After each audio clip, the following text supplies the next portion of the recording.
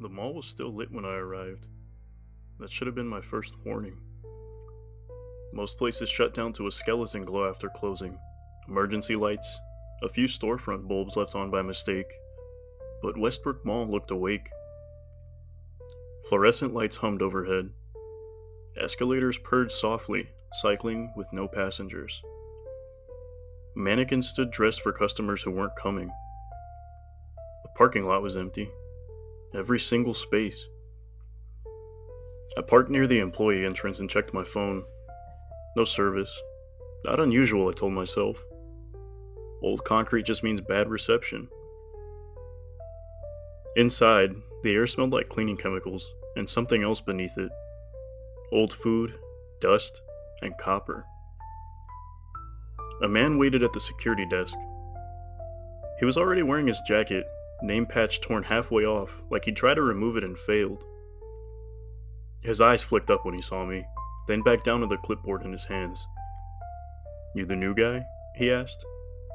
I nodded. He sighed, not annoyed, but relieved. "Good. That means I can leave."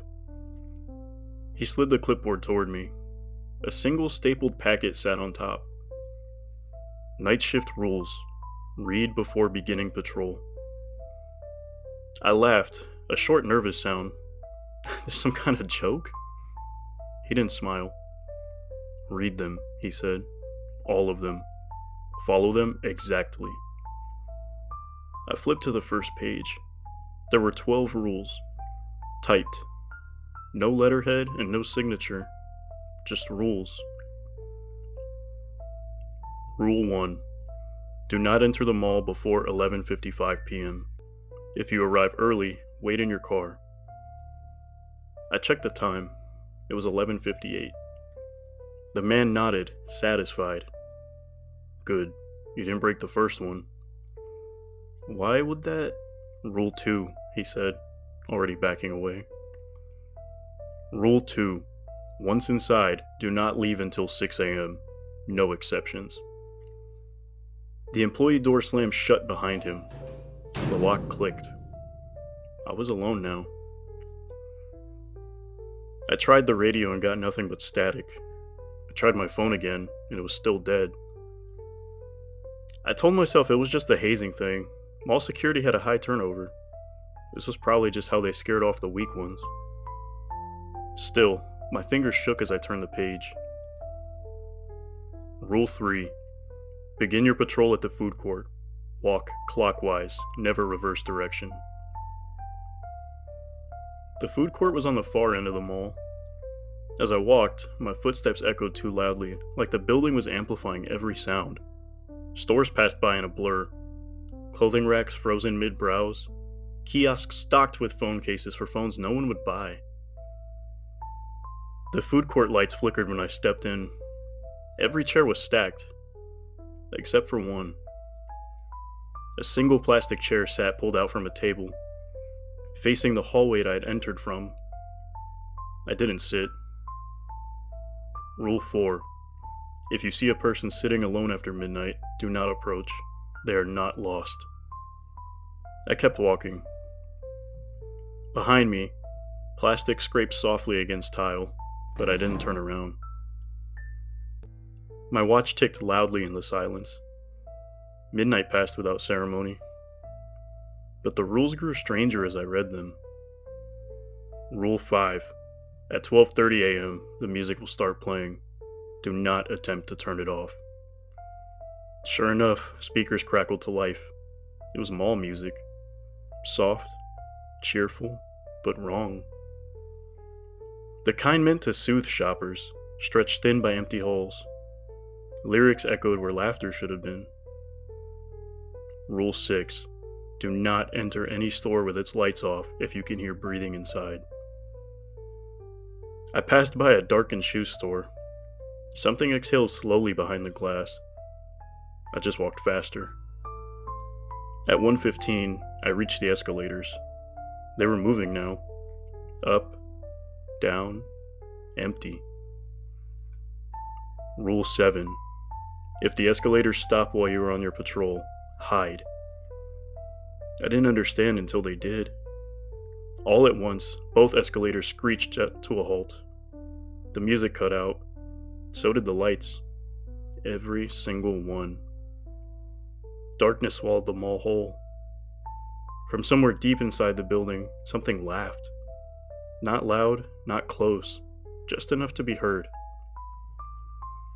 I dove into the nearest store and crouched behind a counter, heart hammering so hard I thought it would give me away. Footsteps dragged past the storefront, but there were too many feet. Too slow. I held my breath until my lungs burned. Then the light snapped back on. The escalators resumed. I vomited quietly into my sleeve. Rule 8. Do not acknowledge the janitor. At 2 a.m. is when I saw him. He was pushing a mop bucket that left no water behind. He hummed along to music that wasn't playing anymore. His reflection didn't match his movements. When he passed me, he whispered, "You're doing great." But I didn't look at him. I didn't answer. By 3 a.m., the mall felt smaller. Hallways I'd walked before stretched longer. Store signs changed names when I wasn't looking. My reflection lagged behind me in dark glass. Rule 9. If you hear your name called, it is already too late. Do not respond. At 3:17 a.m., a voice sounded behind me. It was my voice, saying my name. Perfectly. Right down to the inflection my mother used when she was disappointed. I bit my tongue until I tasted blood. Rule 10. The children's play area is off limits after 4 a.m. At 4:05, I heard giggling. Rubber footsteps slapped against tile. Small hands smeared greasy prints across storefront glass. Something banged on the soft play tunnel from the inside. "Guard?" a child's voice asked. "Can you help us?" I ran. Rule 11. At 5:30 a.m., return to the security desk. Do not be late. The mall fought me the whole way. Escalators reversed direction. Doors that had been open were sealed shut. Mannequins stood inches closer than before. One of them even blinked, but I didn't. I reached the desk at 5:29 a.m. The chair behind it was occupied. The man from earlier sat there, jacket folded neatly now. He looked healthier, younger even. "How was your first night?" he asked. I slammed the rule packet onto the desk. "You didn't tell me the last rule." He smiled sadly. "There isn't one." The clock ticked over to 6 a.m., and the lights went out. That's when I realized I was still wearing the jacket, with the torn name patch. The mall doors opened. Somewhere behind me, footsteps approached the desk. A new guard arrived, and I finally understood why no one ever quit. Because Westbrook Mall doesn't let you leave. It just gives you the clipboard.